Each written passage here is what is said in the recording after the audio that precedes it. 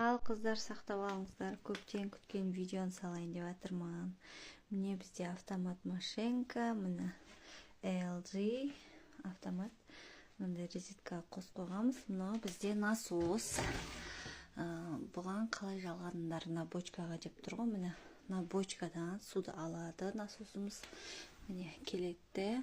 Мына жерде міне стиральный машинканың шлангысы мынаған жалғанады. Насосты розетке тықсаң болды, істейді.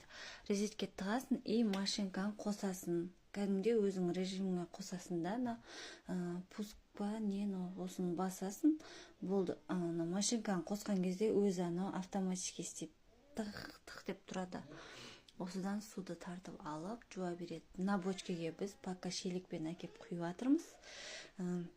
Болашақта бұған да мотормен әкеп қосамыз. Бізде ағып жатқан су жоқ.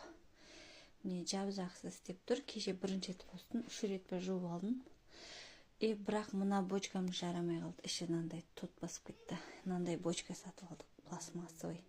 Ташкентский 150 литрлік, мынау 200 ба, 250 ма сондай тұғын. Мынандай бочка сатып алдық, мынаның орнына қоямыз. Мына су қайда кетеді деп сұрап жатыр екенсіздер ғой. Бұл суды пока что далаға есікке шлангымен шығарып тұрамыз да.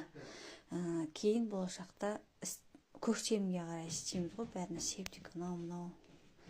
Құдай міне пайдалы болса, ризамын. Қыз-келіншектерге видео саласыз ба деп кешеден бері жазып жатыр екенсіздер. Міне жақсылап тағы да түсірейінші, міне. Мынау насос.